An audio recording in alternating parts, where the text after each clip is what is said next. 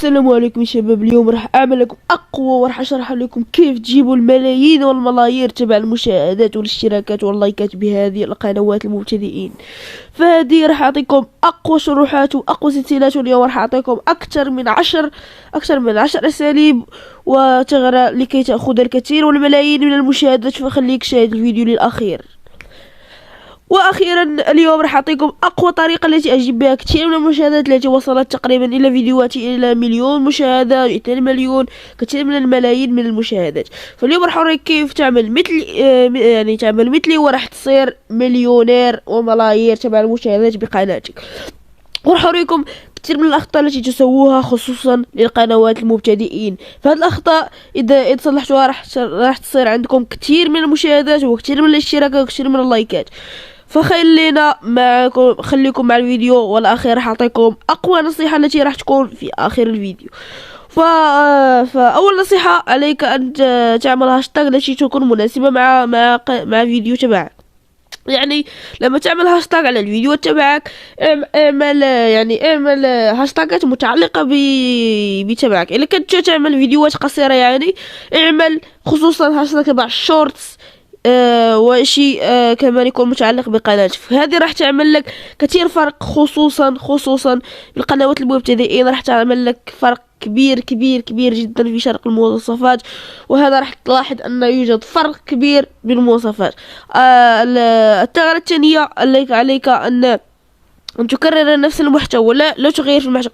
انا انظر نعمل مثلا حسام هو عمل قناة يوتيوب جديدة، فهو يعمل مرة جيمنج، مرة موسيقى، مرة العاب، مرة فيديوهات، مرة صور. فهذا الشيء خطأ. عليك أن تعمل نفس الفكرة التي على قناتك وتدخل إلى الاستوديو يوتيوب وتعمل الفئة. يعني تكون مثلا عندك ألعاب فيديو، اعمل ألعاب فيديو، عندك الضحك، عندك ألعاب، عندك الكوميديا، اعمل كوميديا، عندك أي شيء. المهم أن تكون إشي متعلق بقناتك لكي اليوتيوب ينشر إلى خوارزميات اليوتيوب ويعمل لك الناس التي تشاهد نفس المحتوى. إذا عملت محتوى آخر ومش نفس الفيديو، الناس ما راح تشاهد الفيديو لأنها لا تكون متعلقة. مثلا أنت عملت قناة مخصصة لكرة القدم، وأنت الآن دخل إلى فئة اليوتيوب، يعني إلى استوديو يوتيوب، وكمان إلى التعليقات إلى العناوين والصورة المصغرة عملت محتوى غير من كرة القدم. فالناس تدخل إلى الفيديو ولكن لا تنظرها أكثر من 13 ثانية على الأقل. ف50% راح يغادروا في ذاك الوقت الفيديو ولم يحتسبوا، فراح يتكسر الفيديو للأبد. والطريقة الثالثة وهي أنك تذكرهم باللايك والاشتراك في آخر الفيديو. أول شيء يعمل في الأول في هذا الفيديو، المهم أن يكون شيء محمس جدا، يكون محمس ليخلي المشاهد ينظر إلى الفيديو بشكل كامل. وفي آخر الفيديو، في آخر 3 ثواني، اعمل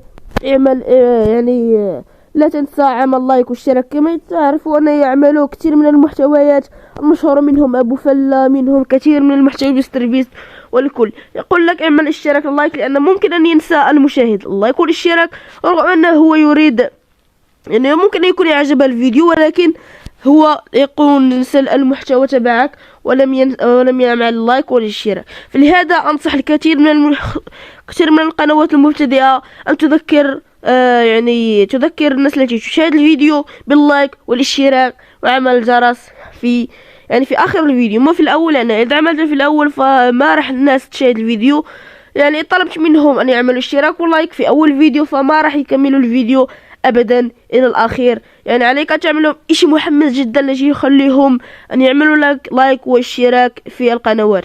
مثلا واحد من الأصدقاء يعملوا فيديو، فقط فيديو عادي، ولكن عملوا كل هذه الأشياء اللي قلت لها، كنت قلت لها نفس الحاجة، وضرب أكثر من 200,000 مشاهدة.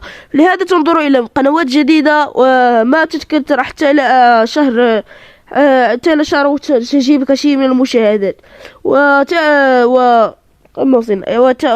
وخامس ثغرة أنك لا تعمل فيديوهات على الاي، لأن إذا عملت فيديوهات على الاي راح ينظر اليوتيوب إلى فيديوهاتك وقناة اليوتيوب، ولم تربح من الفيديوهات ولا شيء وما راح تنتشر بشكل جيد.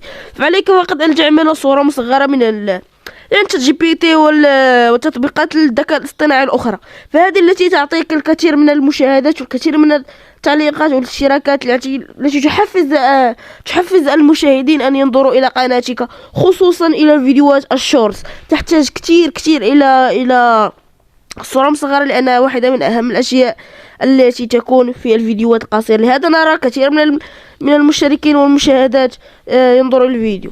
فهذا راح يكون آخر إشي، وإن شاء الله الفيديو الجاي راح أعمل لكم 5 آخرين. فيلا يا شباب، مع السلامة، وحطوا معكم اللايك والاشتراك واعملوا كل هذه الأشياء التي قلت لكم، ويلا باي.